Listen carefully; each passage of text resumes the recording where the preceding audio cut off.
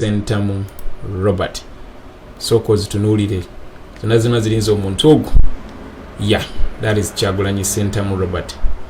Just remind you, a group of our supporters, NUP supporters, People Power supporters, peace-loving Ugandans contributed money and bought this V8 breakproof to our car. To each and everyone who contributed, thank you. Yeah, there he is.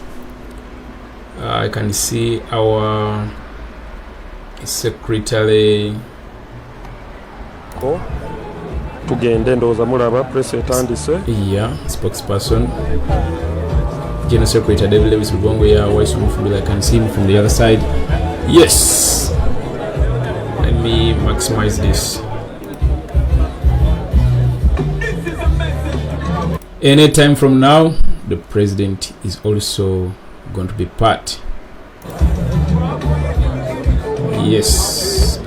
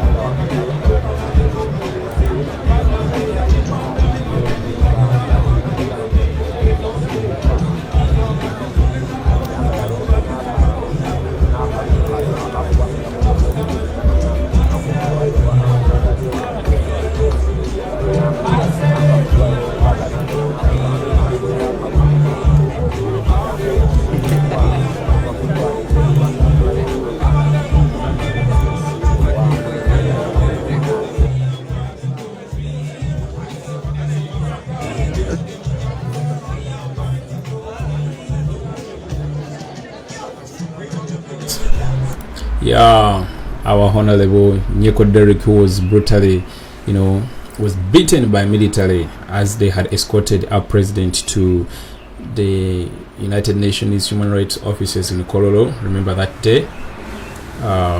Very many sustained severe injuries, including our NUP woman MP for Kalangala. There she is. The way she was beaten, man. These guys were heartless. Anyway, they were known to wear heartless, but they are heartless. So there is Nyeko Derrick and other NUP leaders, General Secretary David Lewis Lugongo, our spokesperson, Joel Senyonyi, Muhammad Segirinya, Mr. Update, Alozias, and of course very many others.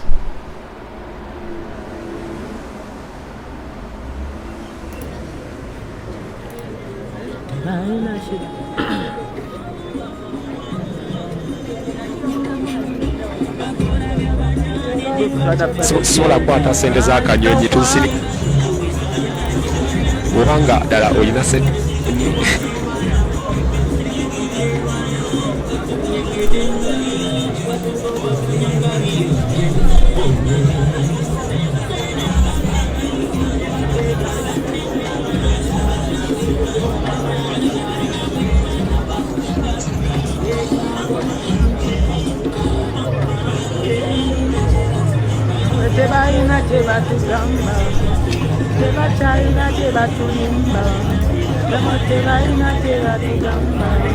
Big up to Nubian.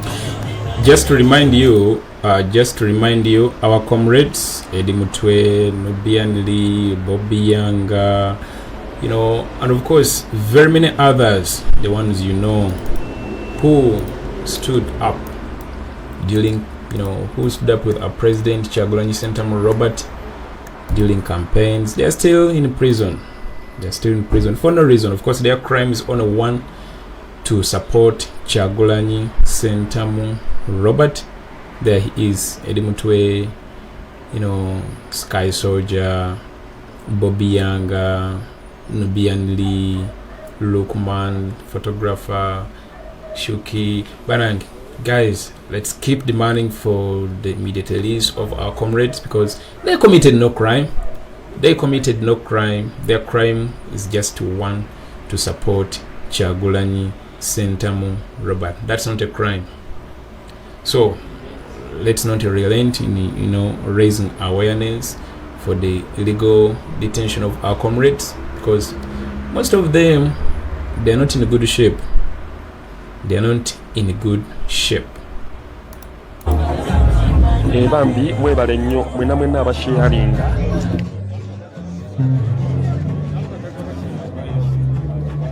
Namubiru Agnes ononzitamu omuntu webale kittanya Ay.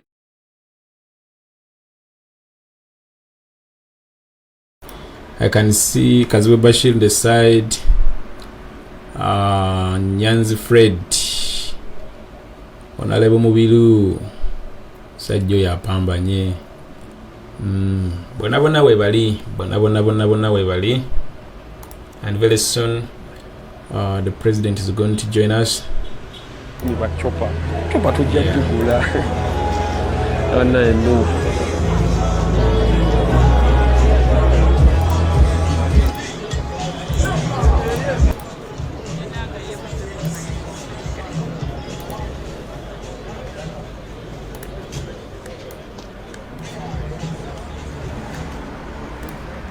Yeah, anytime the president is going to be with us. People power, our power, and it can die things. Uganda pia, yetwagala. Uganda pia. Uliwafune, uliwakole. Uliwafune. Wokola, no tuyana. Elofuna.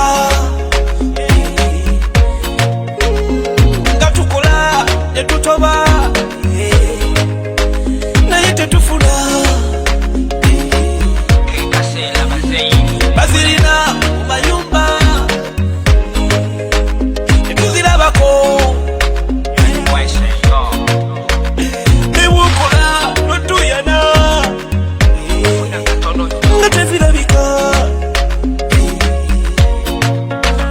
bange bichuke wafule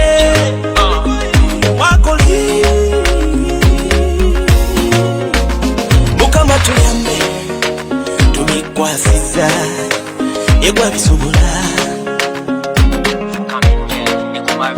bituyite balido tebatulaba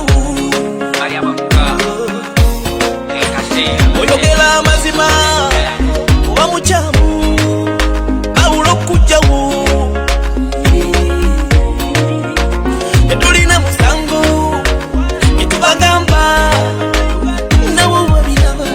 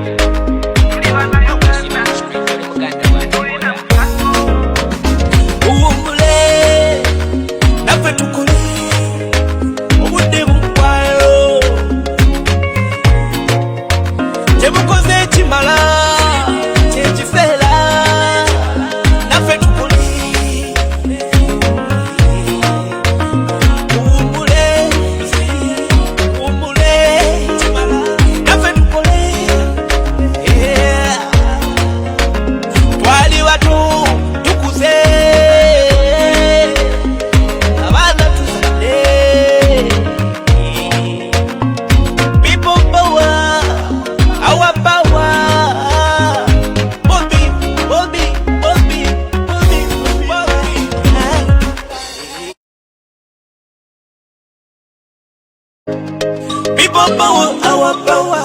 Anikidating this. Uganda empya gyetwagala. Uganda empya. Buli omu afune, buli omu akole. Buli omu afune. Abwokola n'otuyana. Erofuna. Nga tukola ne tutoba. Naye tetufuna. Bazirina mu mayumba. Tetuzirabako. Newukola n'otuyana. Nga tezirabika. Bange bikyuke.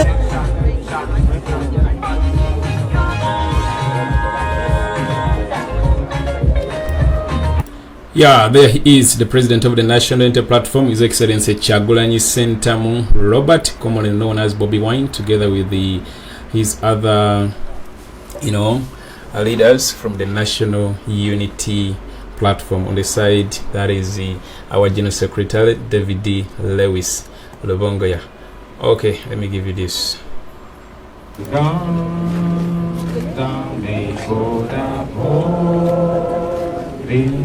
We live our future in the past. United free for liberty together we'll always stand. Please be seated.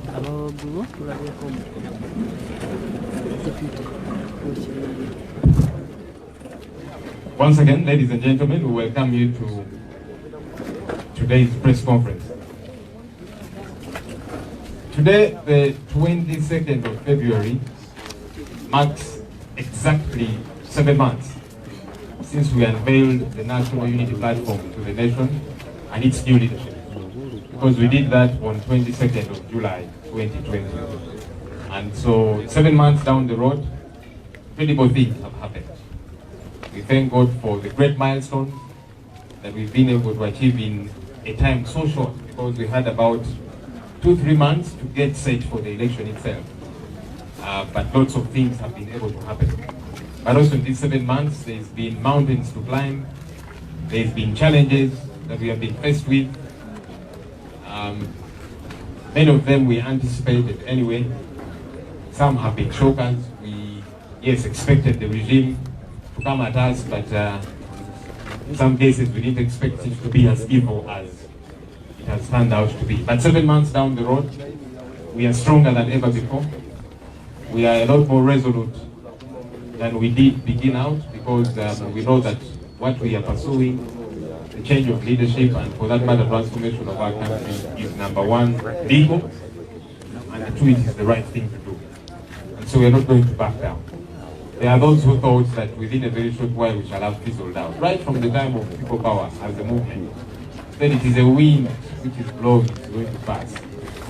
And there's a wind which passed, but for us to remain around that. So we are here to stay until ultimately we achieve that which we are pursuing. Change of leadership and transformation of our country. I'm going to invite our president to address us. His Excellency Kyagulanyi Ssentamu Robert. Please come with us.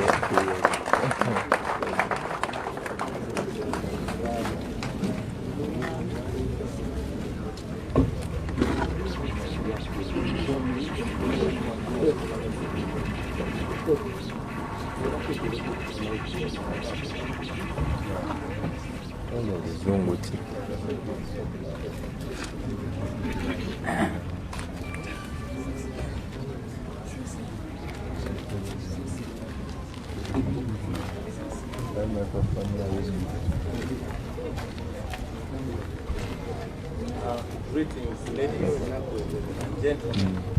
And again, we thank you, members of the press, for always responding to our calls.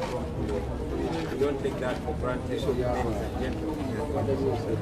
As we speak right now, Inductions are going on. I think that we receive reports of our comrades that may have done while we continue found those. Some have been found gravely tortured, others have showed up dead, while others have been charged legally in court martials. We are not giving up. We continue to condemn such acts, and we call upon the people of Uganda not to relent in their demand, because we know that those that have been released, it has been because of the non-stop demand for their unconditional release. Our comrades, Nubian Lee, and many others continue to be illegally incarcerated in Italy. I want to update the nation that we filed challenging their unconstitutional trial in the court martial because they are civilians. And tomorrow there's going to be a hearing to the same. But again, we also want to inform you that we have also filed for their bail in the High Court of Uganda. We hope that the courts will deliver justice in that matter.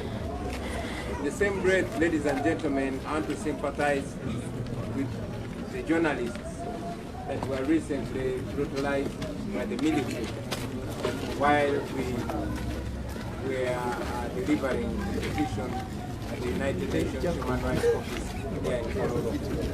Condemn that, but again we continue to condemn the lies, the deliberate lies, twisting of facts by the spokesperson of the police and the military. I saw the spokesperson of the military desperately trying to deny the facts that were covered on camera. For example, a fact like one Napoleon Namanya was commanding those people that beat up journalists, and indeed he personally beat up our Member of Parliament, the Honorable Nyeko, and he also beat John Philip Wamala, at least he himself. But as usual, here in Uganda, there are those that have license to commit crimes because they know that they have scapegoats. We saw the people that were paraded for trial, and it was laughable. Ladies and gentlemen, we invited you here today to inform you about our decision on election petition number 1 in 2021, where I am challenging the purported victory of General Museveni. I want to remind you that we were skeptical about going to court. There were two schools of thought. One held the firm belief that going to the courts, to the Supreme Court to challenge the Museveni election was a waste of time because these were cadre judges. The institution of the judiciary had been reduced to a mere mockery. But again, there was also another school of thought which we agreed with, that much as the judiciary has been reduced to a mockery, it's an institution that we believe in, while we might not believe in the people that are depending over it. And yes, we went, like I told you, we went to the Supreme Court to get two things: either to get justice or to have opportunity to expose the judiciary. But as you all have been following, even before we could expose the judiciary decided to expose itself. The world has been watching the biased tendencies. You have seen the bias and double standards that have been exposed by the judiciary, but in particular the Supreme Court. You all remember that we were blocked from filing our election petition on a Saturday. But when the NRM lawyers went to the Supreme Court, they were actually allowed to file a response to our petition on a Saturday. That is double standard, number one. Just a few days after we had filed our petition, we watched in shock as the Chief Justice invited the respondent, General Museveni, to a lawyers' meeting.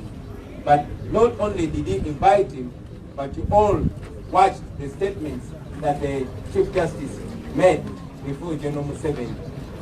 The Chief Justice was asking for some favors and was asking General Museveni to do some things in the capacity of president a year from now, thereby deliberately declaring that he had a predetermined mind, thereby communicating to the nation that according to him, Museveni would be president next year, even when he had a petition before him.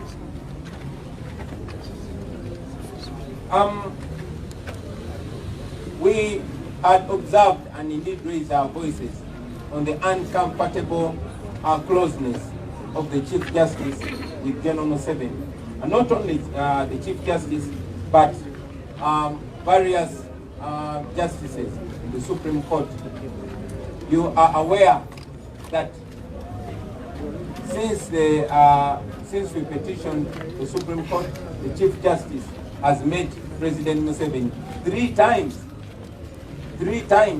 Now this is an arbiter in a matter who is meeting one party, who is meeting a defendant three times before they adjudicate this matter. We think that is wrong. We condemned it and we continue to condemn it. I've already mentioned about the statements that Justice Owiny-Dollo made before General Museveni. And indeed, he went ahead in one of those meetings to present a budget to the defendant. Now here is a situation where the judge in a matter where Museveni is a defendant is actually asking for money from Museveni. We think that is not only immoral, but that is wrong. Now, following that, you all remember, ladies and gentlemen, that I was put under illegal house arrest for 11 days after the election. And yet, according to our laws, an aggrieved party is supposed to file a petition within 15 days. Now, out of those 15 days, I was under house arrest for 11 days.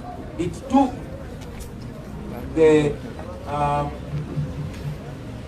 order from the High Court of Uganda for me to be able to leave my home, thereby start working on that petition. Good enough, we were able to work around the clock, and within 4 days, we had filed a petition. But again, our law provides for amending that petition because we decided that we had to present more grounds, more powerful grounds to the Supreme Court. It shocked us, like it shocked so many people in the world, that the Supreme Court rejected the amendment to our petition. I must remind you, ladies and gentlemen, that in the just recent presidential election petition of Amama Mbabazi versus Museveni, an amendment to the presidential election petition was accepted. So it was clearly discriminatory of the Supreme Court to reject an amendment to our petition. Yet an amendment was accepted in the recent presidential election petition. As if that was not enough, ladies and gentlemen, our lawyers put it to the Supreme Court. They explained to the Supreme Court that we were unable to put all our grounds together because time was not enough, having noted that the military and police took away 11 days from our time. The Supreme Court, with a clearly biased attitude, rejected our amendment. Now, a matter before court is determined according to evidence. Because a matter is determined according to evidence, we made every effort to collect as much evidence as possible even amid this difficulty, you are all aware that many of our election observers as National Unity Platform, many of our polling agents were arrested and others were and continue to be on the run. Many of them are in prison. Many of them have been abducted by the police and the military, and we don't know where they are. And yes, very many of them are on the run. So amidst those challenges, we were still able to put together that evidence, well knowing that in the past presidential election petitions, for example, one of 2001 and one of 2006, of Dr. Kizza Besigye versus Museveni, evidence was continuously admitted in the court all through the hearing. But guess what? When we took our evidence to the Supreme Court, even before the hearing, the Supreme Court, in an unprecedented manner, rejected our evidence. We are convinced that the Supreme Court has a predetermined mind. They want to rule that we lost this petition because we did not adduce enough evidence. But here is the Supreme Court rejecting evidence. And among the evidence that was rejected was an affidavit by our Secretary General, was an affidavit by a comrade called Kalubi Serumaga of a video which was putting everything clear to the Supreme Court. Videos of the military ballot stuffing, videos of pre-ticked ballots being ticked by the police and the military, videos of places, especially in Western Uganda, where voting did not take place at all, videos of contradicting declaration forms. All that was rejected. Among the evidence that was rejected were declaration forms from places like Chirugula, where there was a claim that 100% of the people, including the dead and those that had shifted from those areas, were actually available on the day of election. But most interestingly, there is a place called Rwaweba in Gomba. Now Rwaweba is in Huyanja. My father, the late J.W. Sentamo, has a farm there, and we have a family there. And in Rwaweba is where more than 7 of our family members were registered to vote from.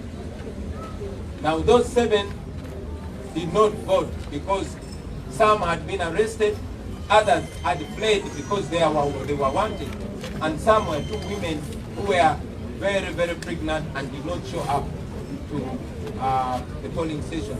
However, interestingly, at the Rwaweba polling station, the voter turnout was 100%.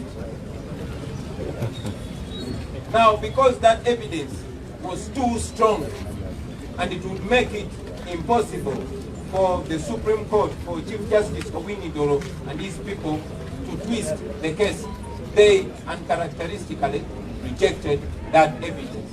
Up to now, we don't understand why they rejected that evidence. We brought that evidence.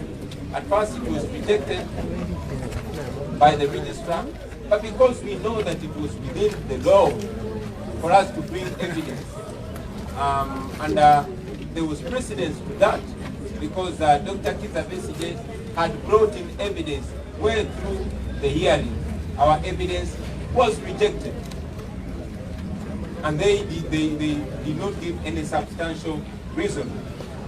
So, ladies and gentlemen, well knowing that even while we were petitioning, this office continued to be under lock and key, courtesy of Uganda Police and the military.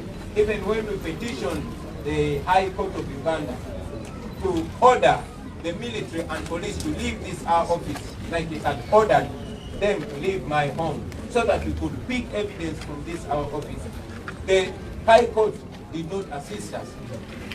Up to now, they've not ruled on that matter.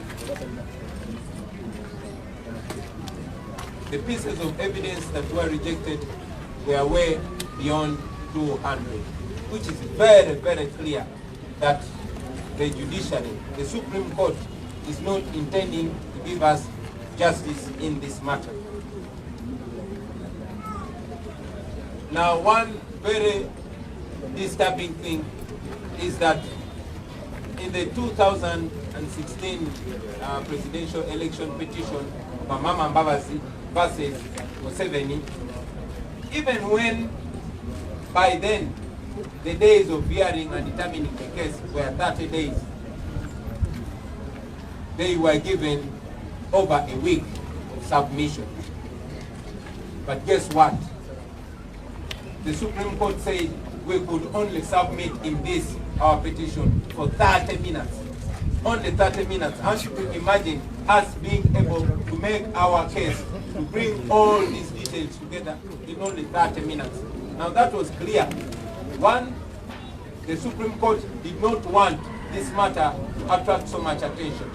Because it's a matter of very high public interest, they did not want the public to pay so much attention. They did not want to expose themselves. But unfortunately, they ended up exposing themselves even much more there. So, for that matter, ladies and gentlemen, for the reasons that we've given above, we have decided to withdraw from their court.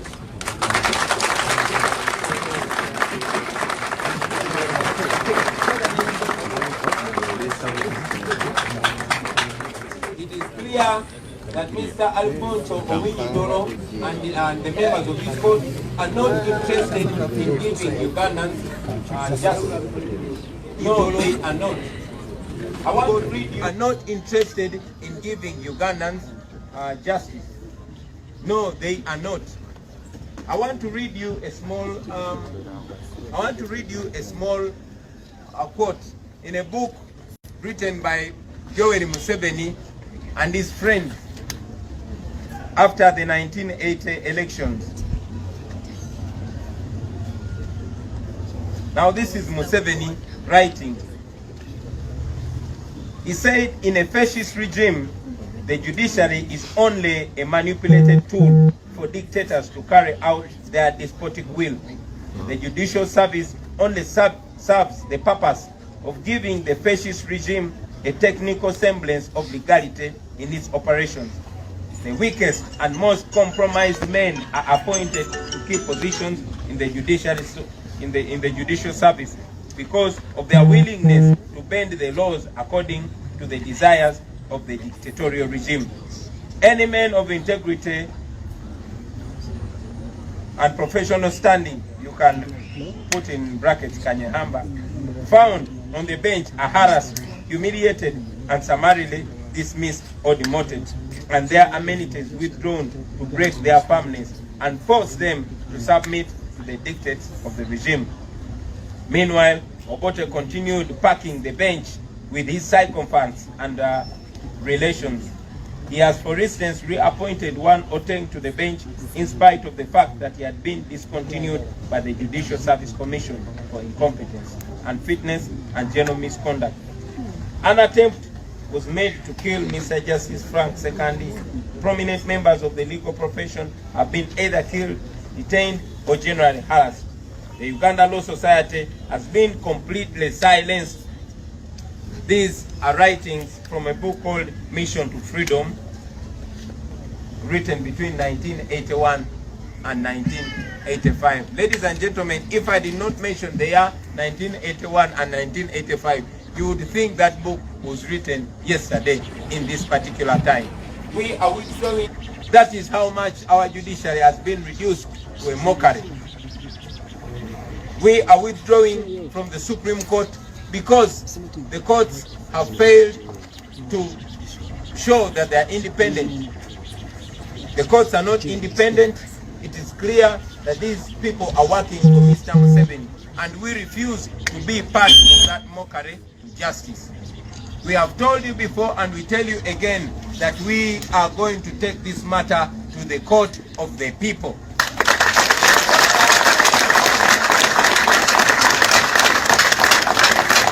We have told you before, and we are telling you again, that the people of Uganda are going to have the final say in matters concerning their destiny.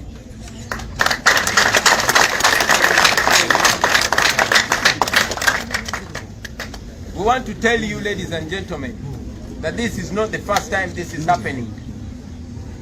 After what Obote did with the 1980 election, Mr. Museveni went to the Supreme Court. But he went to the court, but he had to abandon that case because the judiciary was just as it is today. So Museveni seems to have been a very good student of Obote. Unfortunately, this is going to be to his detriment. To differ from Museveni, we are not violent people. We are withdrawing from the court, but we are not opting for violence. We are going to the court of public opinion, we are going to the court of the people of Uganda, and we shall be informing the people of Uganda our next steps.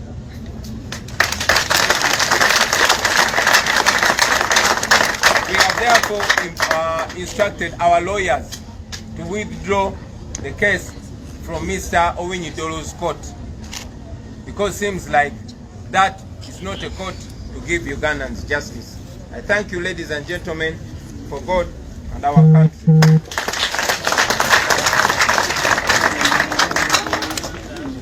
Nemo Uganda.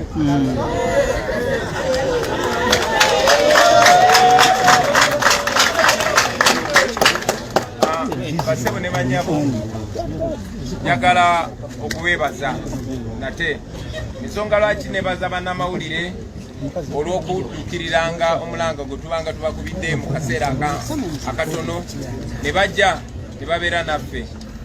Ensonga nti olunaku lwaleero Uganda si ensi gy'osubiramu emirembe ne bw'oba okola mirimu gyo mu bwesimbu. N'olw'ensonga eyo njagala okusaasira baganda baffe bannamawulire abakubiddwa emiggo bangi ne batuusibwa ne malwaliro nga bakubwa abasirikale ate abalina okuba nga bakoma eddembe. Bakubiddwa nga tutwala ekiwandiiko ku ofiisi y'amawanga amagatte ekola ku ddembe ly'obuntu nga twemulugunya olw'okutulugunya abantu nga mutadde bakuba n'obajjako eddembe lyabwe ery'obwebange. Kyanaku ti ku ofiisi ey'ensi yonna ey'eddembe ly'obuntu ate amagye lwe gazze ne galinnyirira eddembe ly'obuntu naddala eri abannamawulire. Tubasaasira mikwano gyaffe ne twongera obategeeza nti eyo Uganda gye tutambuliramu. Nalabye wakati mu buswavu n'okwebuzaabuza ng'omwogezi w'amagye avaayo ng'agezaako okubuzaabuza ebyabaddewo, ng'agezaako okuwolereza naddala okuwolereza omwami eyakulembeddemu abo ababadde mu uniform y'amagye naye nga bakola bikolwa bya kituju abakubi bannamawulire, omwami gwe bayita Namanya Napoleon. Kyanaku nnyo naye ekyo kitwongere okulaba wa we tuli nawa gye tulina okulaga singa tuba tusazeewo ffenna nga bannayuganda.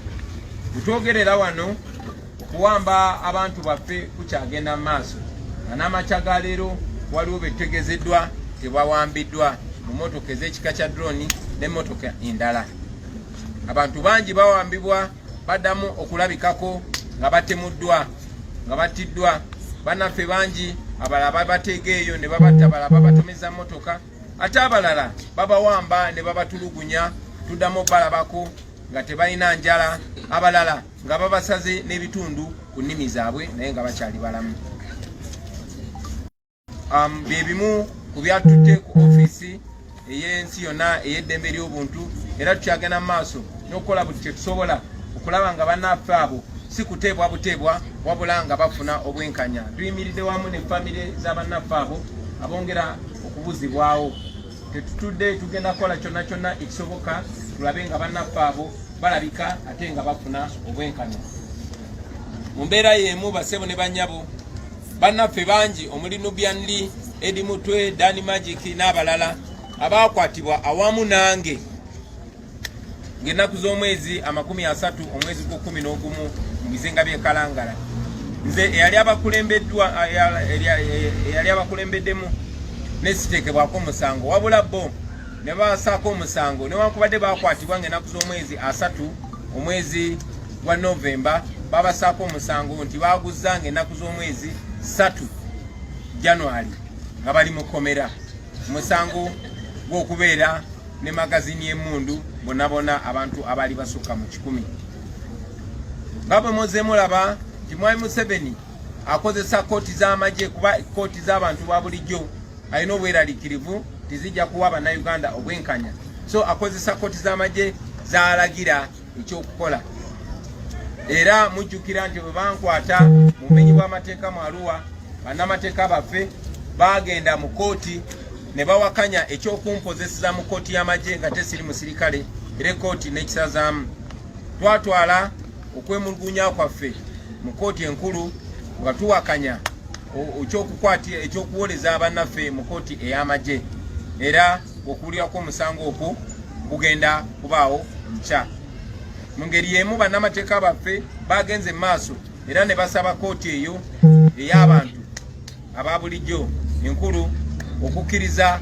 okweyimirirwa kwa mikwano gyaffe so njagala okubategeeza bannayuganda bannaffe nti buli kisoboka kikolebwa okulaba nga bannaffe abo bayimbulwa ate bafuna obujjanjabi kuba twategeezebwa nti bangi baatulugunyizibwa bya susso kati bassebo ne bannyabo olunaku lwa leero tubayise nga twagala okubategeeza okusalawo kwaffe ku musango gwe twawaaba nga lumu Febu mu kooti ensukulumu eya Uganda bwe twali tugenda okuwaaba omusango ogw'okuwakanya okulangirirwa kwa Mwami Museveni nti awangudde okulonda okwaliwo nga 14 mu mwezi gwa January ffe kennyini twalina okubuusabuusa kwaffe mu kooti eyo ensukulumu nga tumanyi bulungi nnyo nti ekooti eya Uganda okufaananako n'ebitongole ebirala byonna yawambibwa Mwami Museveni nga tumanyi bulungi nti abo abalamuzi ab'ekkooti ensukulumu Mwami Museveni yabassa ku mulimu era nga tumanyi bulungi nti bangi ku bo baali bakozi be okugeza Mwami Winyi Dolo yali munnamateeka we ate munnamateeka we mu musango gwe baali musango okufaanana ng'ogwaffe nga bawaabidde Mwami Museveni ogw'okubba obululu n'abalamuzi abalala era bannaffe ab'endowooza emu bo baali bawakanya ekyokugenda mu kooti naye ate nga waliwo endowooza endala era gye twakkanya nayo egamba nti tukimanyi bulungi nti ekooti zino tezeetengeredde naye era tulina okugenda mu kooti eyo nga twagalayo ebintu bibiri either kooti esale amazima erabe buli muntu yenna mu Uganda n'okwetolola ensi yonna kyabadde alaba esale amazima oba tugiwe omukisa yeyambule esigale bulerye ensi emanye nti teyeetengeredde basebo ne bannyabo nga tetunaba yadde okufuna omukisa ogulabisa kooti eno ogujoleka nti teyeetengeredde yo neesalawo yeerabise era mwenna muzze mulaba kyekubira ali mu kooti enkulu bwe twagenda okuteekayo omusango gwaffe lwali lunaku lwa 6 naye ne tumibwa omukisa ne bagamba kooti tekola lwa 6 mwenna bannamawulire mwakiraba naye ate bannamateeka ba NRM bwe bagenda okussaayo empoza yaabwe oba okutwanukula bagenda lwa 6 ekooti yayagala n'okufukamira ng'eyaniriza okwewozaako kwabwe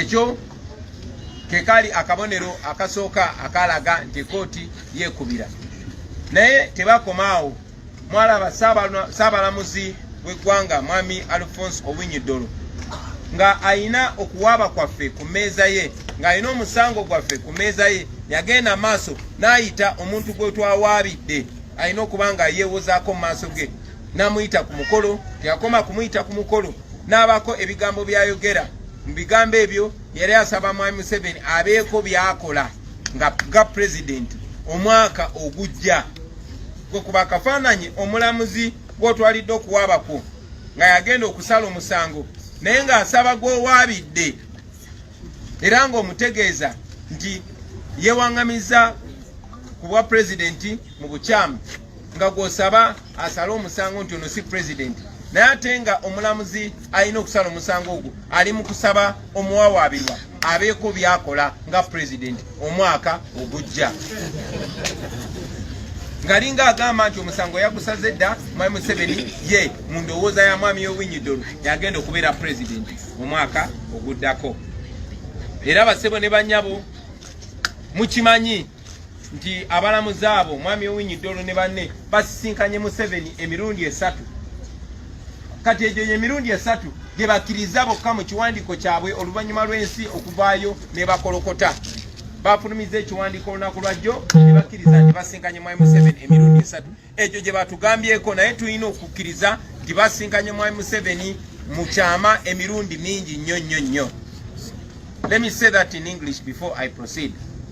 Even though the judiciary communicated that they've only met Mr. Museveni 3 times, we are convinced they've met him in secret many more times, which is immoral, which is an exposure of their biasness and their impartiality. Kanzireyo mu Luganda.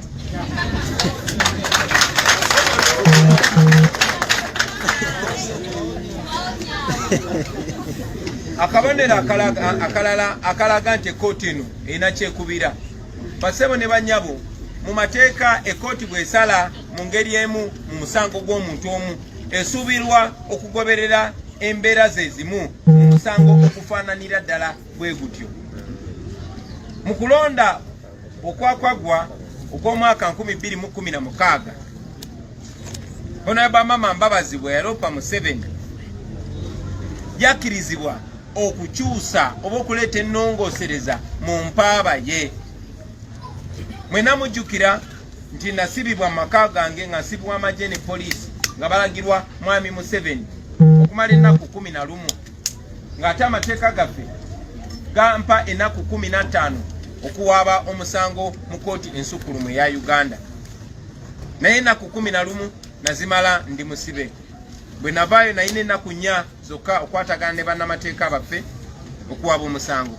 Twakikola ekyo mu budde obwo naye nga tumanyi nti amateeka gatukkiriza okuleeta ennongoosereza, okuleeta ensonga endala ezirina okwesigamibwako ekkooti okusazaamu okulonda okwo. Ng'emu ku nsonga yali nti mwami Museveni yali tasaanidde mu mateeka kwesimbawo. Kyewuunyisa nnyo buli muntu abamanyi amateeka n'ababadde bagagoberera okulaba nga ekkooti ensukkulumu ekulembeddwa mwami Owiny Dollo yatugaana okuleeta ennongoosereza mu musango gwaffe. Nga Mama Mbabazi ekkooti y'emu yamukkiriza naye ffe netugaana. Mwana wattu netewana ensonga netugamba tuganye okuleeta ennongoosereza yammwe naye tujja bbawo ensonga oluvannyuma. Balabika ensonga eyo bakyagiyiiya paka kati. Ekyo nno tekyakomawo mikwano gyange. Already tubategeezezza nti ebimu ku byatulwisa twali kubeera nga tuli basibe. Ekkooti ensukkulumu eyo negamba bwe muba mwagala okuleeta ebintu eby'enjawulo mujja bireeteramu evidence. Kakati oba mujja bireeteramu bujulizi.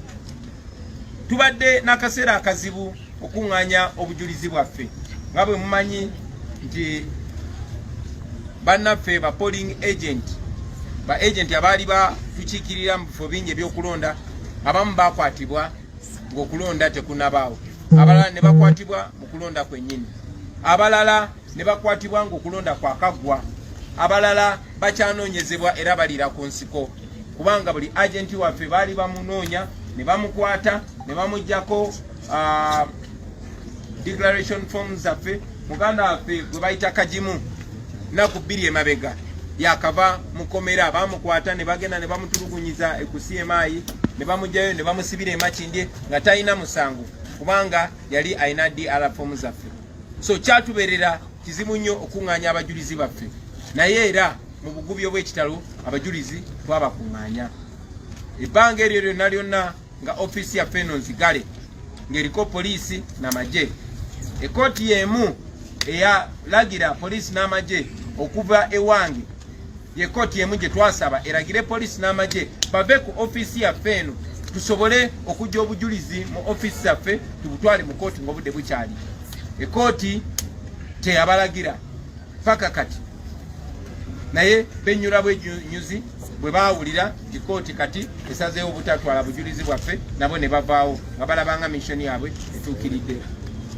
Basebo ne banyabo njagala obbategeeza nti obujulizi bwe tuyina oba bwe twatute mu kooti bwe twatwala mu kooti register wa kooti ensukulumu yasooka n'abugaana ne kitwetaagisa nakola application tusabe kooti ekkiriza obujulizi bwaffe obwo ekitakolebwa abantu balala naye kooti negaana. Njagala obajjukiza nti musango ogwa 2021 n'ogwa 2026 Dr. Besigye gwe yaloopa Museveni mu kulonda okwo omusango gwe gumu nga guno gwe twaloopye obujulizi bwakkirizibwa paka ng'okuwoza kuwedde naye kati n'okuwoza tekunaba kutandika ne kooti ensukulumu yaganye okukkiriza obujulizi bwaffe. Tukkiriza nti kooti eyo engeri gyerina kyekubira engeri gye kirikirya kati libakolera mwami Museveni bateekateeka okuwa ensala yaabwe nti aba NUP omusango gwe mwalopa gugobeddwa kubanga temwalese bujulizi bumala. Kakati balabira ddala tuba tubalemesa okuwa ensala bwetyo bwe tubaleetera obujulizi buno obungi bwe buti. Obujulizi bwe baganye mwe muli obujulizi bwa Secretary General waffe, mwe muli obujulizi obw'omu kuba naffe obwa video obulaga byonna ebikyamu bye mubadde nga mulaba ku social media n'ebirala tetulina bibalaga kubanga twali twasalawo tubitwale ku formal platform mu kooti. Mwe muli zi videos nga abantu bagulirirwa, mwe muli zi videos nga poliisi n'amagye batikinga obululu bwa mwami Museveni, mwe muli zi videos nga abantu baganibwa okulonda, mwe muli zi videos nga aba polling agent baffe bagibwawo ku polling stations, mwe muli videos ez'obululu obutikinge ne videos endala nyingi nnyo. Obwo bujulizi kooti yaganye obukkiriza kuba yalabye tibugenda kulabisa boosi waabwe. Mu bujulizi bwe twabadde tutwalidde kooti ensukulumu mwe muli obujulizi nga bwe mbadde mbuulira obw'ebitundu akakiiko k'ebyokulonda bwe kagamba nti ebitundu ebimu bya abantu 100 ku 100 balonda bonna abeewandiisa tibavayo ne balonda omuli abo abaafa omuli abo abasenguka n'abalala. Tuyina abajulizi ne affidavits eziraga nti byali bya bulimba. Njabawaayo okugeza kuwa mulundi gumu ewaffe Gomba waliwo ekyalo bakiyita Lwaweeba. Lwaweeba eyo mukadde wange alinayo faamu era tulinayo ab'eŋŋanda baffe, ab'eŋŋanda abalonderaawo wennyini Lwaweeba ababeera ku kyalo kye bayita Buyanja. Naye example emu yokka ffe ewaffe abantu 7 bali bewandiisiza ku eyo polling station. Mwaba abantu 7 bana ku bo badduka nga batya obakwata kuba bali babanoonya. Omu ne bamukwata n'omulala ne bamusangawo ne bamukwata. Mwe muli abakyala ab'embuto 2 bali mu ddwaliro ne batasobola genda kuzaala. Naye ku polling station yemu ey'Lwaweeba akakiiko k'ebyokulonda kafulumya report nti bonna abeewandiisa bonna balonda. N'obujulizi obulala bungi nnyo basebo ne banyabo bwe tugenda okutandika kati okubawa kubanga okulopa kwaffe tukukomyawo eri mwe abantu.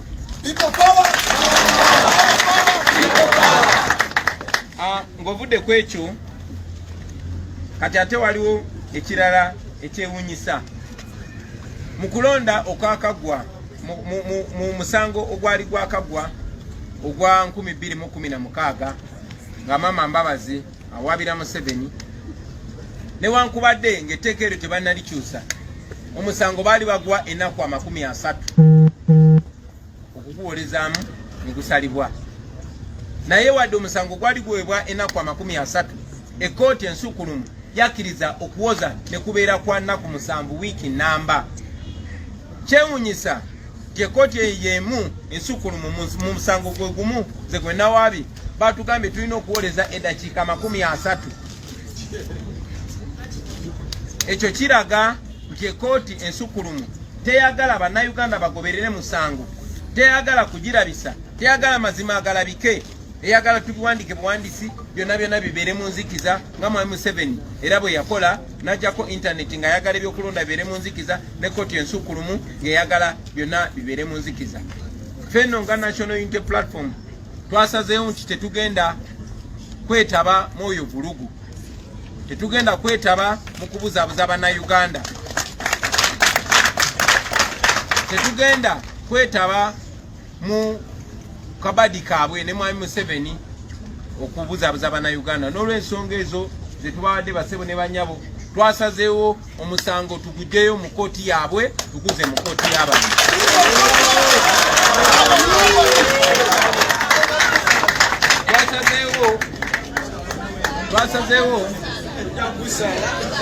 Twasazeewo omusango tugugye mu kkooti yaabwe tuguze mu kkooti yammwe kubanga obuyinza buli mu mmwe. Twasazeewo omusango ogwo tugugyeyo tuguze mu mmwe kubanga already mumaze okulaba buli kimu. Twayagala nnyo okulabisa buli kimu mu kirabe n'amaaso gammwe bireme kwekweka mu luzungu. Twasazeewo tuleme kugendera ku kulimbibwalimbibwa okw'abalamuzi b'ekkooti ensukkulumu nga beekwese mu maganduula okuwagira obutali bwenkanya. Twabagamba gye bubuddekera tuddamu ne tubategeeza nti oluvannyuma lwa byonna bannayuganda bye bagenda okuwa ekigambo ekisembayo mu nsi yaabwe. Era mbategeeza twategeezezza dda bannamateeka baffe ne tubabuulira batandike emitendera gy'okugyayo omusango ogwo.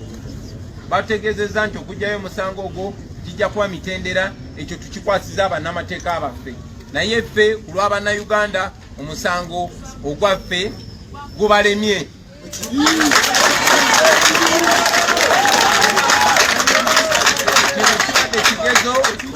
Kino kibadde kigezo ng'akakiiko k'ebyokulonda bwe kagwa kino ekigezo ne kkooti ensukkulumu nayo egudde kino ekigezo. Era omusango gwaffe tugenda kuguwaaba eri mmwe bannayuganda. Era bwe tumala okugyayo obujulizi bwaffe bwonna, ekkooti eba terina we tugambira mbu ate ensonga eziri mu kkooti tozibuulira abantu, byonna tugenda birabisa maaso gammwe.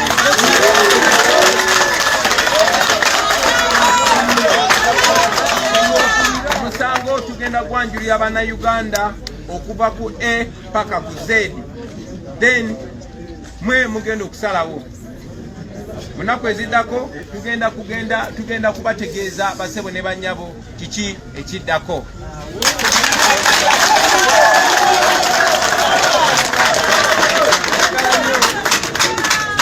Njagala nnyo okubajjukiza basebo ne bannyabo nti wano we tuli si gwe mulundi ogusoose. Emyaka 40 egiyise mu mwaka gwa 8 nga bwe tubisoma mu byafaayo ng'Obote amaze okukola nga Museveni kyeyakoze ekyenjawulo nti ate ye Museveni yamusinzeeko okikozesa obuswavu n'obutaba na nsonyi. Mwami Museveni yagenda mu kkooti n'awaaba, era bwe yalaba tafuna bwenkanya omusango yagulekayo mu kkooti n'agenda mu nsiko. Twetwagala okubategeeza nti tulina obuntu bulamu, tuli decent okusinga Museveni, tugugyeyo mu butongole. Era omusango guno tusazeewo tugutwale mu bantu mu butongole.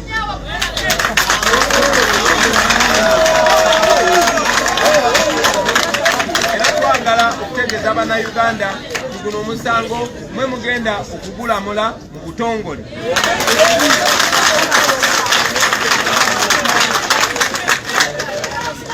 Nga bwe tubadde tufuba basebo ne bannyabo okumakinga sure buli mutendera mugutegeera, nga bwe tufubye mu process y'okulonda yonna buli kimu ne mukitegeera, era tewakyali akyasobola balimba kati nti Museveni teyabba. Tewali akyasobola balimba kati nti akakiiko k'ebyokulonda akali tekeetengeredde era tekagoberera mazima. Mu mbeera y'emu saawa zino mukiraba, naye twagala okuyita mu buli butendera nga tubalaga step ku step nga ekkooti ensukkulumu eya mwami Owiny Dollo bwe talina kigendererwa n'omulundi n'ogumu kusala mazima okuba kuwa bannayuganda bwenkanya. Tugenda buli bujulizi okububanjulira step by step nga tumaze okubujjayo mu kooti yaabwe. Bwe tumala abasebo ne banyabo tugenda bategeeza kiki kye tulowooza ekirina okuddako.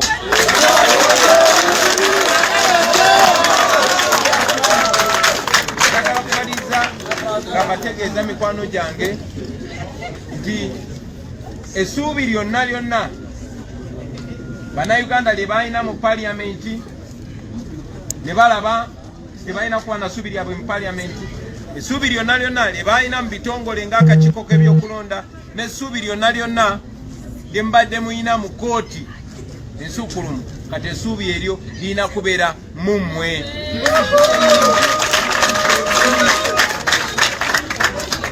Buli lunaku oluyitawo, buli ssaawa eyitawo egende balaga nga bwe mulina okwebereramu, nga bwe tulina okwebereramu ffe nga bannayuganda. Mwai Museveni nga bwe yakyogerako mu myaka gy'ekinaana nti Obote kye yakola kwe kunafuya ekkooti n'afuna ba yesman oba abalebeesi be ne baba nga bateeka mu bifo ebyokusala emisango, era abo bonna abeemalirira n'agenda nga bajja mu bifo ebyobuvunaanyizibwa. Ekyo nno bwe kiri ne ku mulundi guno basebo ne bannyabo. N'olw'ensonga eyo essuubi liri mu mmwe. Twagadde obategeeza mukimanye olwaleero nti ekkooti ya Mwami Owiny Dollo ne banne tugimulekedde.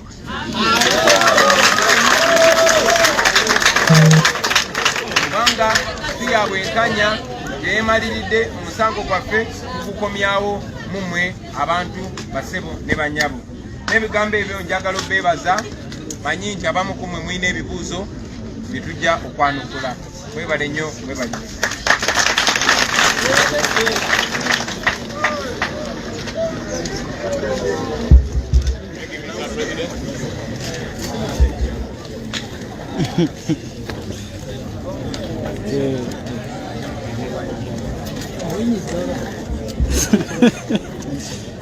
Owiny Dollo. Remember microphone musogera nnyo. Okay, let's take any questions if there are any. Shamim.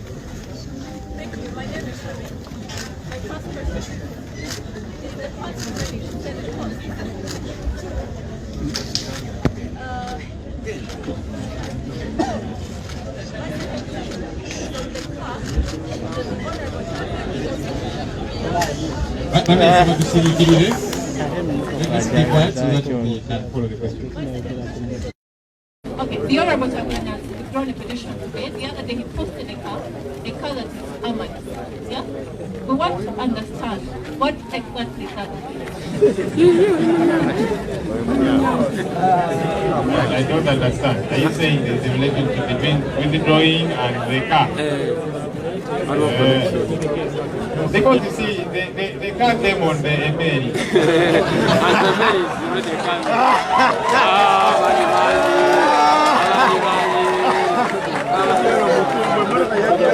Next question. Yes,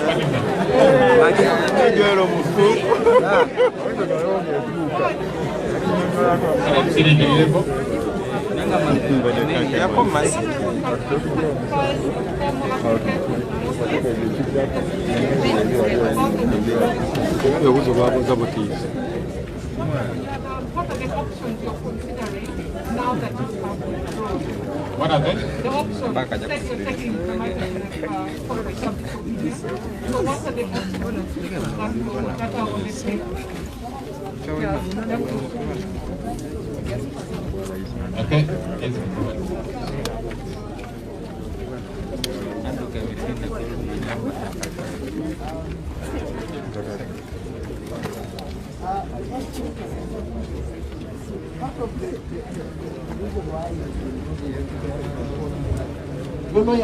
You said part of the reason we have been doing these cases. The first time we are called. The reason, no, because there were two applications that are involved in that court. One of them is that your lawyers failed to present the evidence in the time they are doing it. And they were in court when this timeline was being given. To then also take part of the blame for what has happened in court. Failure to act as court has directed. And number two, my other question is, Honorable Chagulanyi, the other day the was in court and was saying that you knew exactly that you didn't want to proceed with court, but you wanted to come and play some gymnastics in this court, yet you knew you had plan B. Why would you first proceed with what is called plan B before going to play gymnastics in this court? That guy is a plan B.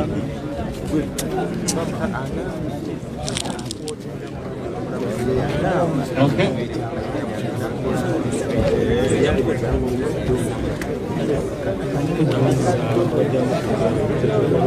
Kana insaba kana mauli waka kanya kuzebi ebitakanya nabo babibuze bijja bidamu answer with one ile babuze bibuze byabo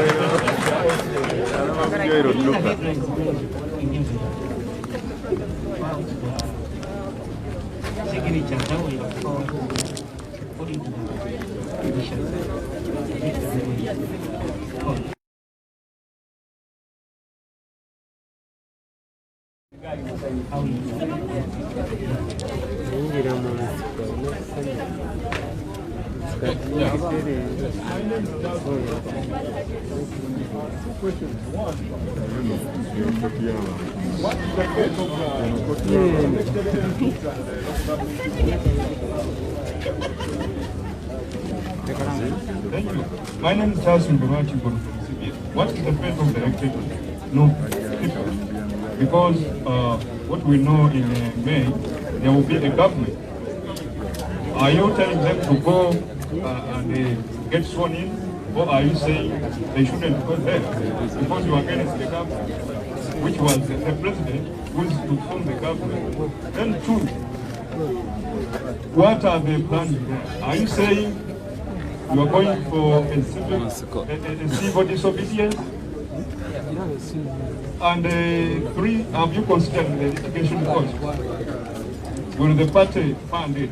Okay, thank you. The question of options was asked and costs. So I'm hoping whoever's coming up, I hope you have a new question. Otherwise, the others will respond to them. I think I'll have two more. Sit down.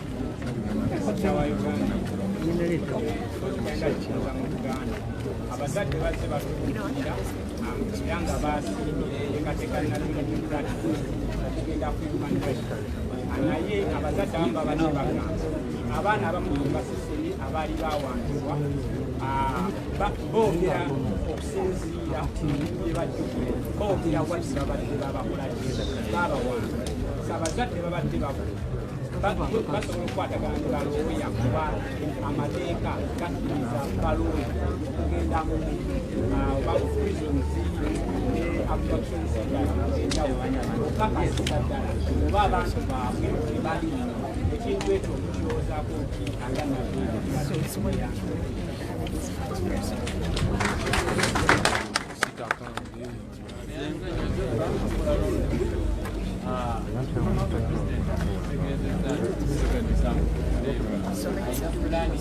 But of course,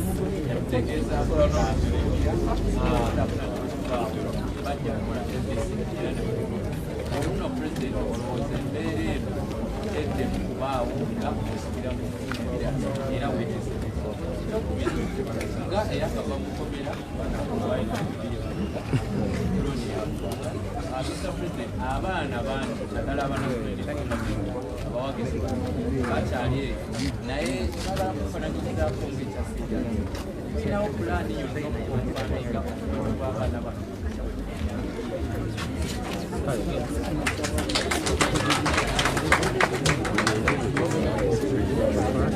I have just one question.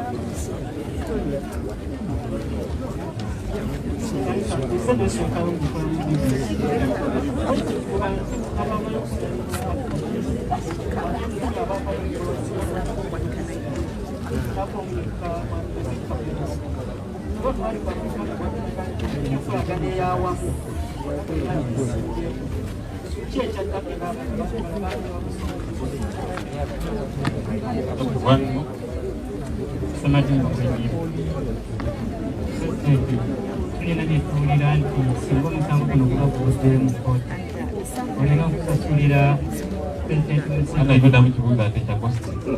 Batu wizizaka. Madenta mzama ipo.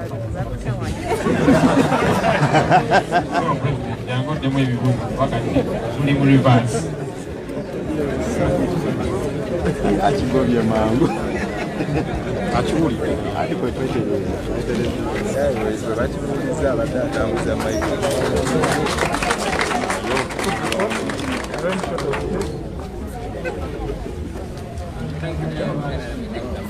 One journalist asked us about the costs. Thank you very much. One journalist asked us about the costs. You notice that the NRM lawyers are so excited because they want us to go on with the case that they have rendered lame so that they can have a judgment in their favor. And they are intimidating us, telling us that if we exercise our right and withdraw from a court that is clearly biased, that they will slap us with costs. I want to tell them in no unequivocal terms that we are not scared.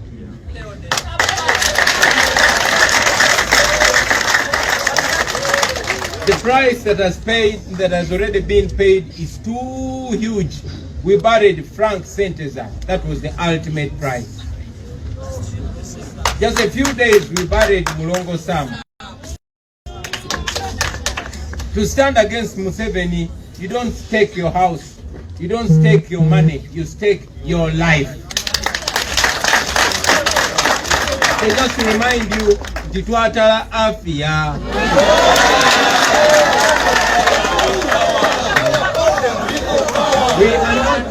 We are not going to be intimidated by anything. We shall say everything the way we believe it. That is why we started by telling it straight, face to face, telling Museveni. And that is why we are telling the Chief Justice, and we will tell anybody that stands on the side of injustice. Because the confidence to stand against what's wrong is all we have. We are going to be assertive and we shall tell them. And when we don't see them offering us justice, we shall walk away from their cause like we just decided to do.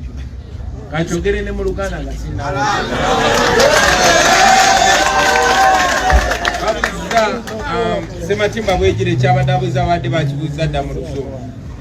Naye obadde ogezaako kibuza mu Luganda.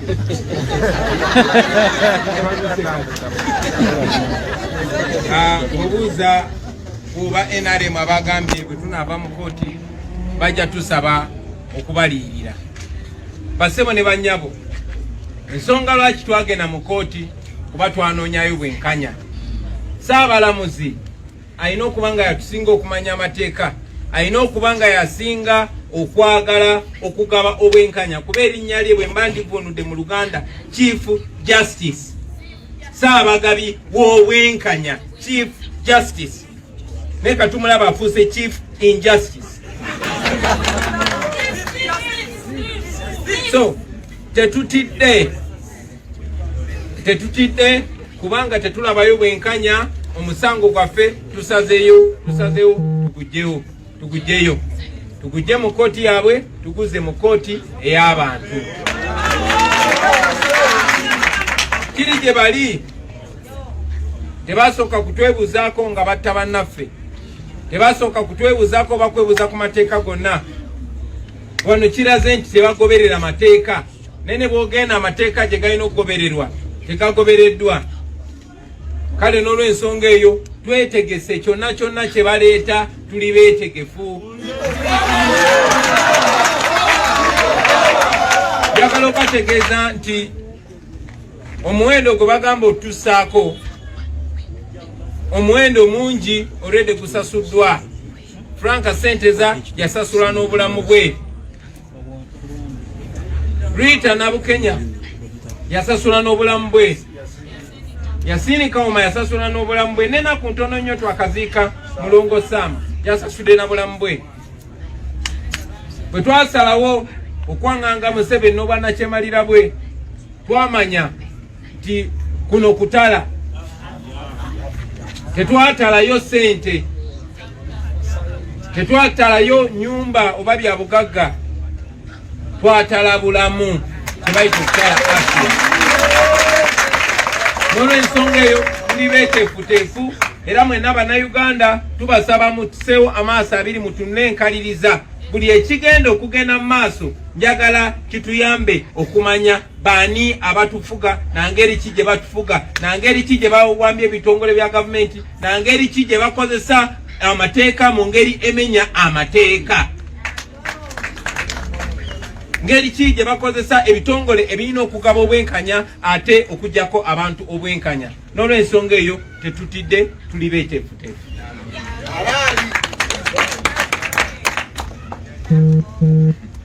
Bambuziza ku ky'emmotoka lwaki oleeta diversion? I was asked about a bulletproof car that was gifted to me by our supporters whose names we shall not mention. It is true, ladies and gentlemen, after surviving numerous assassination attempts, after bullets being fired at us, Ugandans here in Uganda, but most importantly those in the diaspora, gifted us with various items that would help us keep safe, including bulletproof vests and ballistic helmets. I wore some and gave others to the team. We thank them. The same people of Uganda moved a campaign to fundraise and buy a bulletproof car for their president.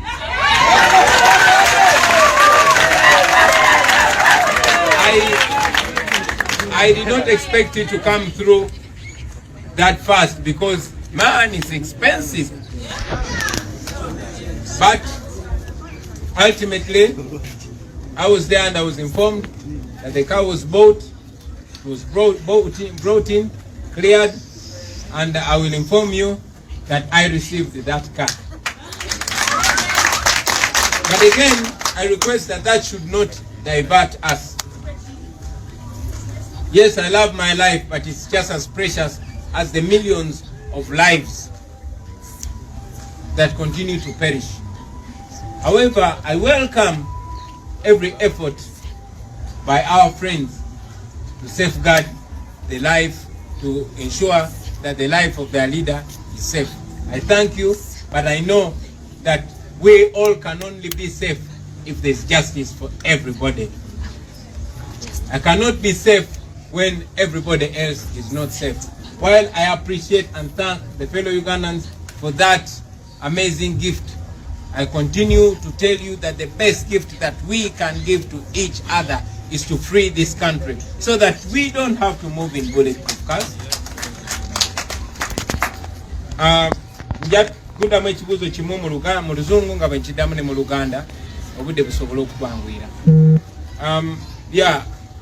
Emmotoka etayita mu masasi basebo ne banyabo nga bwe mujjukira oluvannyuma lw'okuwona ettemu eryali tutegekeddwako, oluvannyuma lw'okuwona amasasi bannayuganda baatuwa ebirabo mwali jaketi ezitayita mu masasi, mwali ebisepeo ebitayita mu masasi, n'enyambalako ezimu endala neziwa bannange ne bazikozesa, naye tebakomaawo ne bateesa n'okungulira emmotoka etayita mu masasi.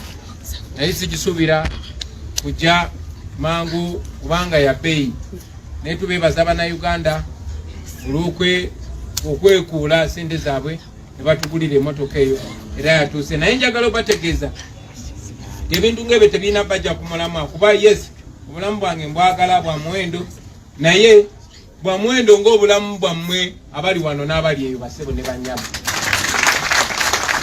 Era wakati mu kubeebaza olw'akaweefube okuma obulamu bwange nga buli seefu, njagala obajjukiza nti tetusobola kubeera safe, sisobola kubeera safe okujjako nga ffenna tuli safe. Bannaffe bangi bakyagenda mu maaso n'okuttibwa. So okujjawo ko nga tujjeewo omutemu omukulu ng'ate ye Mwami Museveni, tetugenda kubeera safe basebo ne banyama. So ebyensonga y'emmotoka etayitamu masasi n'emmeeri kwe yagidde n'ebirala ebifaanana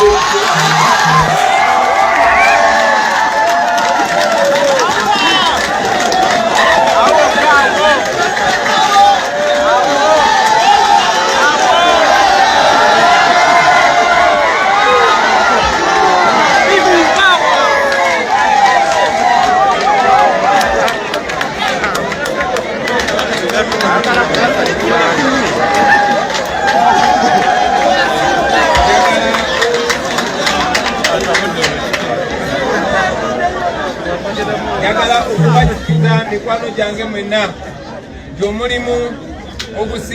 omulimu omukulu guli naffe Bannayuganda, guli eri mmwe abantu aba bulijjo, mu abantu be bayita abantu ba wansi, yemmwe musinga obukulu mu kaweefube waffe ono.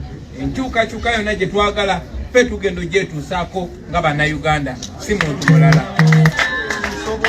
Abalala bo bajja kutusanga busanzi.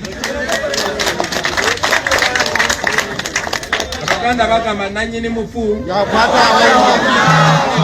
awawunya, tweteeketeeke tukwatewo kubanga tugenda kwata.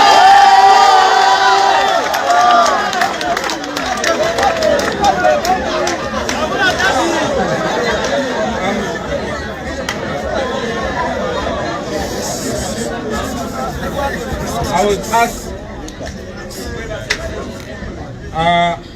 what are the options or what actions are we going to carry out moving forward. I want to remind you that, like we've been telling the people of Uganda, having withdrawn our case from the unjust Supreme Court of Uganda, we are putting all legal and all non-violent options on the table. All constitutional, all moral, and all non-violent actions on the table. I want to remind you, ladies and gentlemen, just like we have asserted numerously that we are non-violent. But again, I want to remind you that in this day and era, non-violence is more powerful than violence. It is non-violence that has gotten rid of all the recent dictators, Museveni's friends, including Omar el-Bashir. And for those of you that are paying attention to world affairs, you can clearly see that it is non-violence that is going to avert the protruding dictatorship in Myanmar. So we are going to be non-violent, but we asserted that we are removing a dictator. Mu Luganda bambuuza nti tugenda kuzaako ki? Tuzenga tubagamba tipe plani yaffe y'emu yakujjako nakyemalira gwe bayita Museveni tekyukangako. Eyo plani erimu episodes nyingi, erimu season nyingi nnyo. Twatandika okutuka emisinde, tetwajja kudduka kafubutuko, twajja kudduka maratoni. Kuba tumanyi obulamu buli ku ludda lwaffe, tuli bato okusinga abo abazeeyi abatunyigiriza, ate we tuli ebbanga ddene okusinga bo. Tuli bangi okusinga bo, ate tuli bamanyi okusinga bo, naye okusingira ddala tuli babuufu okusinga bo. So buli kikolwa kyonna ekitali mu kuyiwa musaayi, eky'obuntu bulamu ekiri molo, kyonna tugenda kiteeka ku tebo, era nga bwe mbategeezezza titugenda kuvaayo tegeze Bannayuganda ekiddako oluvannyuma lw'obbagulira ddala amaaso ku mitendera gyonna nga bwe twagenda mu kulonda bannayuganda ne bavaayo nga balabira ddala nti kati step eno erina okuddako ne step erina okuddako mateeka ne tugigendako ey'ekkooti ensukkulumu era nayo ne tukozesa guno mukisa okujaanika eby'ensi yonna tugenda kubategeeza ekigenda okuddako. Oyagala kikutegeeze kati? Ayi,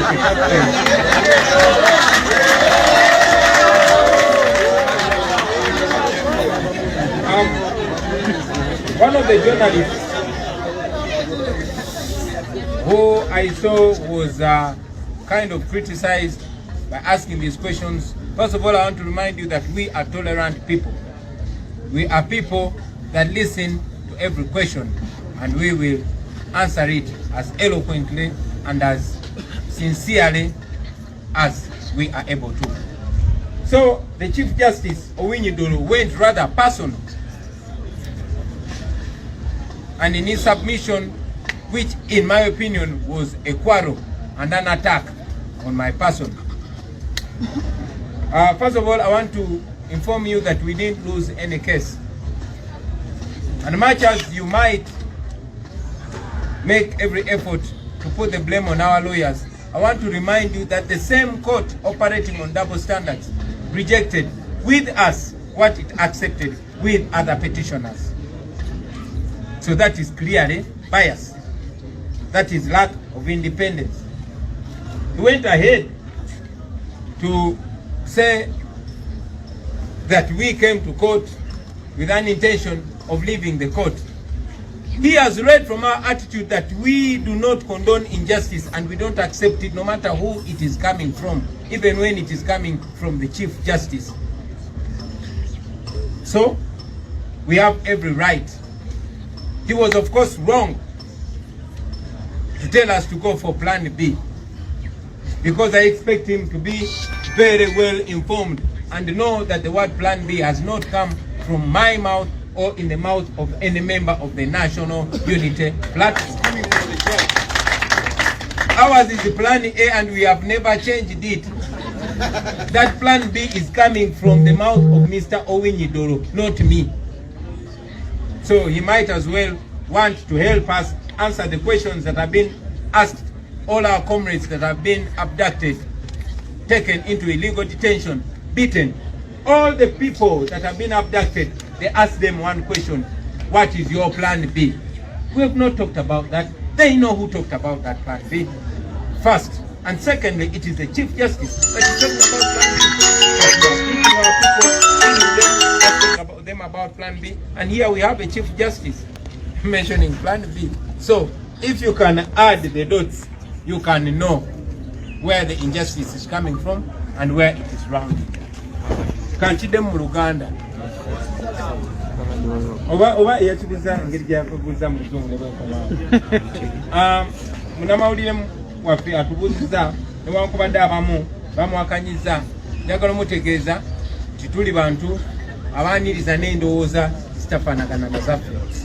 Njagala okuwabula tewali musango gwonna gutusinze, wabula okugaana obujulizi bwaffe obwo bukyamu bwa kooti ensukkulumu, kubanga yaganye obujulizi bwaffe ate ng'obujulizi bw'abantu abalala yagenda ebukkiriza mpaka omusango gwo gwamala okuwozebwa. Naye ffe tutunaabana kutandika kuwoza ne bagaana obujulizi bwaffe.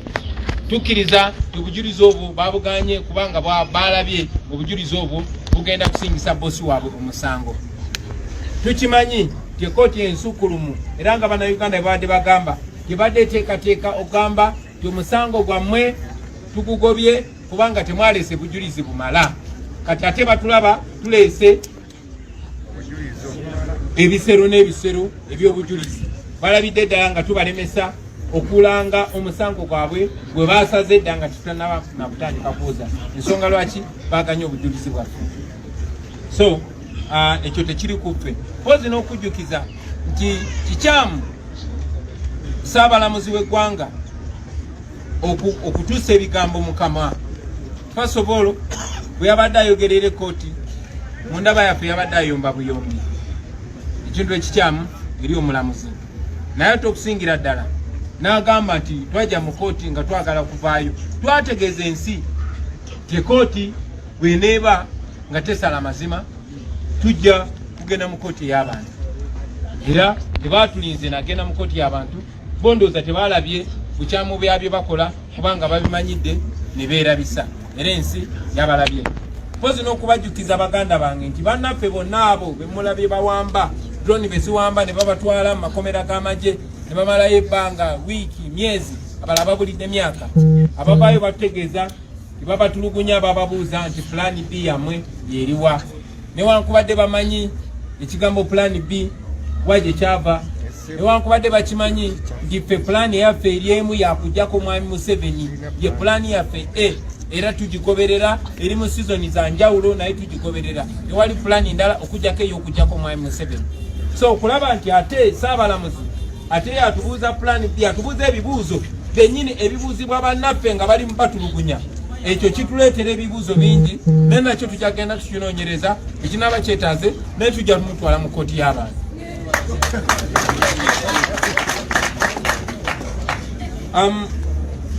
Yeah, somebody also asked about the purported signatures that are not coordinated. But again, this is evidence that is rejected by court. Why not admit it and question it on record? Why don't you question it in court? That shows that they are trying to firefight, they're trying to explain their wrongdoing.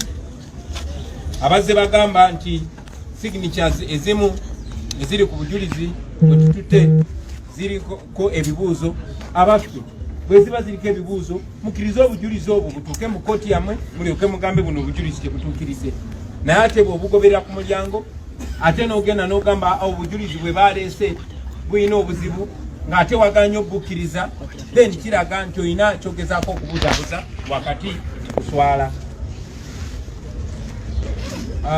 Sita wa Uganda yabuuzizza ku nsonga y'ebibuuzo ebiri mu bazadde abazadde b'abaana abo abakwatiddwa era abamu ne bamanya nti babasibidde mu bifo ebitakkiriza kusibibwamu mu mateeka ne babuuzibwa bakwatagana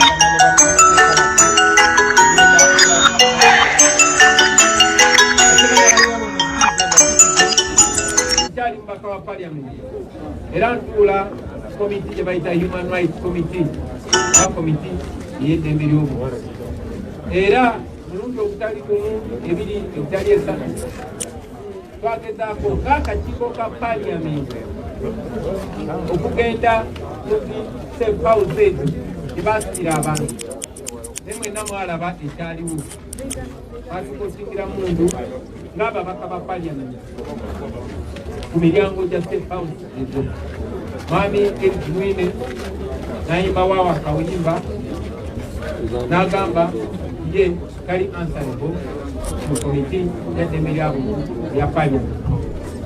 So ebyo oluvannyuma lw'okubeera kwebitumasemuganya gemu ku nsonga lwaki twabategeeza nti ebitongole bya wano byonna tekituukamu era tuwadde omukisa okukola ekituufu oba tuba tuwadde omukisa okwerabisa nanaku ebitongole bisinga byetuuseemu bisazeewo okukozesa mukisa okwerabisa era ensonga lwaki twalinnya eddaala kati tugenda mu kitongole kya United Nations naye nga bwe mbategeeza basemu ne banyamu nga ebitongole ebisingako byakola nammwe njagala bategeeza nti mulina omulimu munene nnyo nnyo nnyo. Tetutuula tubeera twogerezeganya tubeera tutakola emitwe era nga mubategeezezza tetugenda kufaayo tubategeeze ki kyetusobola okukola ki kyemusobola okukola mwe nga bannayuganda.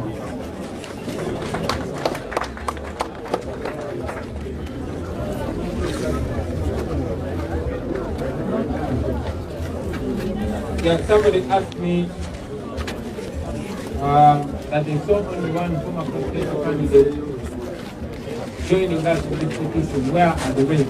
I want to tell you that we think it's all, okay, not all, but most of the forces of change. And indeed, they have offered what they could. They offered in terms of affidavit and witnesses. And I've just told you that more than 200 parties in the evidence have been rejected. Among those were some from our fellow opposition members. So they were working with us. They are among the evidence that was rejected. Those are including in Spain, young students who was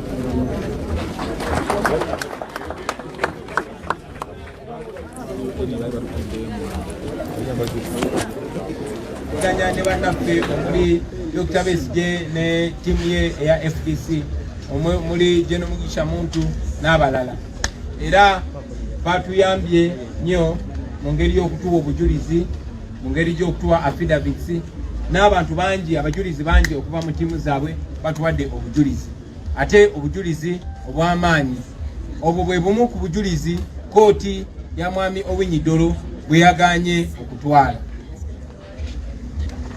Oba oli awo baatidde nga balaba obujulizi bw'amaanyi era baatidde nga balaba ate abantu bangi omuli n'abo be twavuganya nabo abayimiridde naffe. Ndowooza nkwanukudde bulungi ssebo. Mwebale nnyo bassebo ne bannyabo, mwebalire ddala lwa Katonda n'ensi yaffe. Okay, thank you very much, ladies and gentlemen. Happy Soul's Day. Never to the man.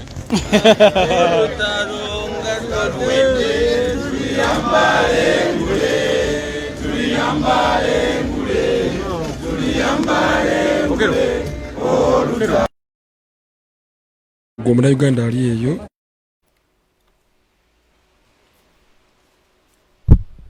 Hello. Okay, let me hope guys you get me very well.